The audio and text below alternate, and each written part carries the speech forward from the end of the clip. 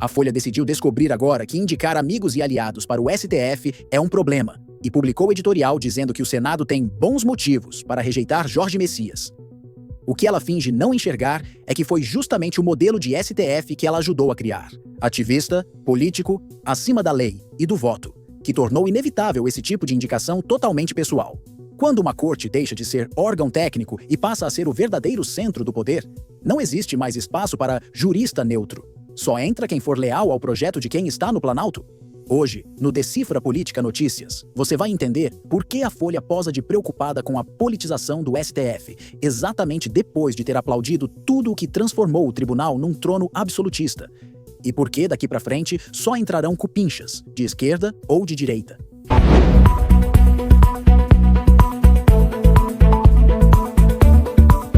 Até meados dos anos 2000, o STF era chato.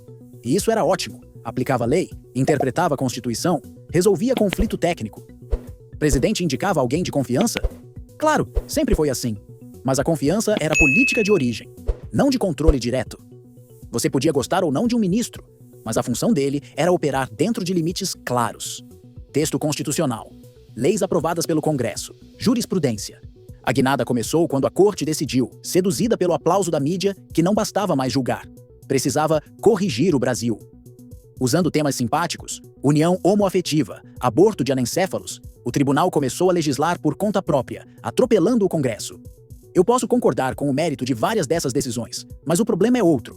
Quem foi eleito para decidir isso? Não foi o STF, foi o parlamento.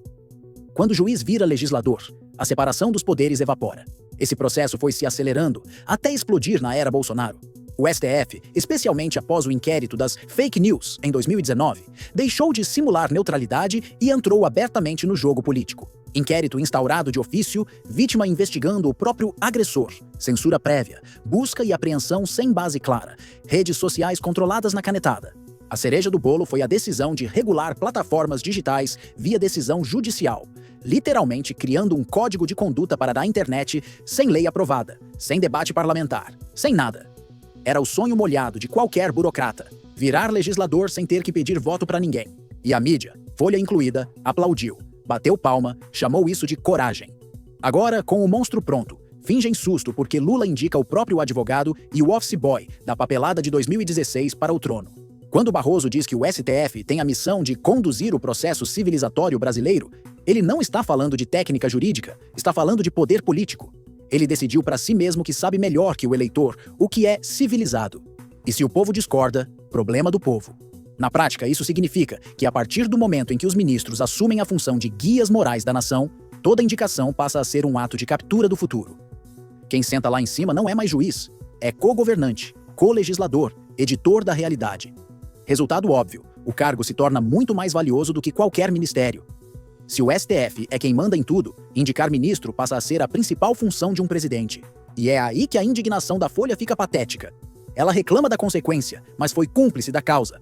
Quando Bolsonaro indicou Cássio Nunes e André Mendonça, a esquerda fez escândalo dizendo que eram ministros de bolso. Na prática, eram nomes até bem mais distantes do bolsonarismo do que qualquer um admite. Não eram seus advogados particulares, não eram seus operadores de bastidor, não dedicaram a carreira à defesa pessoal do presidente. Já Lula resolveu chutar a porta e avançar na cara dura. Primeiro, Zanin, advogado particular que o tirou da cadeia. Depois, Flávio Dino, político profissional, ex-governador, ex-ministro da Justiça. Agora, Jorge Messias, o homem que ficou conhecido por levar o papelzinho da manobra de posse fake para tentar salvá-lo em 2016. Não há nem esforço de disfarce. E por que ele se sente confortável para fazer isso? Porque sabe que o STF hoje não é mais freio de nada. É parceiro. É projeto de poder. A Folha finge que a solução seria voltar ao critério técnico, como se bastasse gritar republicanismo, que tudo se conserta. Não vai. O incentivo mudou. Se o STF hoje é o verdadeiro governo permanente do Brasil, o presidente que não encher a corte de gente absolutamente leal estará basicamente cometendo suicídio político. Você acha mesmo que no lugar de Lula, qualquer outro faria diferente? A partir do momento em que os 11 passaram a ter poder de derrubar lei, caçar mandato, calar opositor e reescrever regra do jogo em tempo real, o sonho de todo presidente virou controlar esse colegiado. Fidelidade e idade jovem se tornaram os critérios centrais. Quanto mais fiel, melhor. Quanto mais jovem, mais tempo garantindo o projeto. O resto, currículo acadêmico, livro publicado, respeito entre pares, virou enfeite de biografia. O mais irônico é ver a própria imprensa que blindou Alexandre de Moraes e companhia se dizer chocada com o aparelhamento da corte. Onde vocês achavam que isso ia parar? Quando transformaram o STF em última trincheira da esquerda, depois que Lula desmoralizou o PT, estava escrito que o tribunal passaria a ser visto como bunker partidário. A desculpa era defender a democracia do fascismo. Na prática, era defender o establishment de qualquer ameaça popular. Deram a Moraes e seus colegas carta branca para agir fora da lei e foram distribuindo medalha. Agora que qualquer presidente, inclusive um futuro presidente de direita, tem incentivos gigantescos para replicar o modelo, a Folha corre para escrever editorial moralista. É tarde. A mensagem para o próximo governo já foi dada. Se você não dominar o STF, será dominado por ele. E aqui entra a parte que ninguém quer admitir em público. Se a direita vencer 2026, os incentivos serão exatamente os mesmos. Não espere de um futuro presidente conservador um gesto republicano de indicar um professor neutro de direito constitucional que critica abuso do judiciário. Se ele fizer isso, será achincalhado pela própria base. A conversa dentro da direita já é outra. Precisamos eleger alguém que indique 3, 4 ministros alinhados conosco, jovens, firmes, dispostos a desfazer os absurdos atuais. É feio? É. Mas foi o jogo que a própria esquerda montou. Quando você transforma um tribunal em instrumento de guerra cultural, não tem como reclamar quando o outro lado decide usar a mesma arma. A diferença é que no discurso, a Folha vai chamar aparelhamento, só quando for a direita fazendo o mesmo que ela aplaudiu à esquerda. O caso Messias mostra também a falência completa do discurso de mérito jurídico. Qual é a grande contribuição intelectual dele ao direito brasileiro? Qual livro virou referência de faculdade? Qual tese original ele defendeu? A resposta é óbvia. Não importa.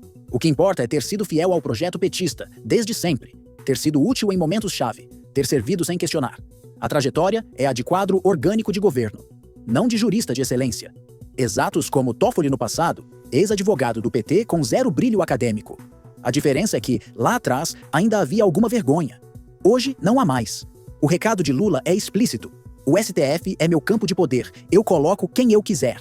E enquanto a Folha finge conflito, sabe que no fundo, prefere um STF alinhado ao seu projeto ideológico do que uma corte realmente independente que possa barrar qualquer governo, inclusive o atual. No final das contas, o que estamos vendo é o colapso da ilusão de que o STF é poder moderador. Ele virou exatamente o contrário, poder incendiário. Ao se colocar acima do voto, acima da lei, acima da crítica, a corte destruiu o único freio que tinha: a capacidade de ser respeitada por todos os lados. Hoje, metade do país olha para o STF e vê um diretório ampliado de partidos de esquerda, assessorado por colunistas da grande imprensa. A outra metade finge que está tudo normal, porque é conveniente. E a Folha, que ajudou a construir esse monstro, agora reclama porque o bicho não atende mais ao script técnico. Sinto muito informar, mas o tempo do jurista respeitado por todo o espectro político acabou. Vocês ajudaram a matar, agora lidem com o cadáver. Se você enxerga essa hipocrisia e não engole esse teatrinho de indignação seletiva, comenta aqui embaixo, deixa o like e se inscreve no canal. A gente segue decifrando a política que eles tentam esconder atrás de editorial técnico.